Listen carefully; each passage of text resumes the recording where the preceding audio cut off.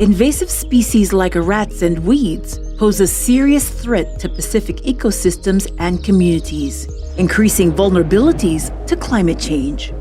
Invasives are found on land, in rivers, and oceans, threatening ecosystems by outcompeting native species or altering habitats, thereby reducing biodiversity, which is crucial for ecosystem resilience. Supporting local removal efforts and adhering to biosecurity rules are tangible ways we can all contribute to safeguard Pacific ecosystems and communities. Together, we can battle invasive species and harness the potential of nature-based solutions for Pacific Island communities' resilience.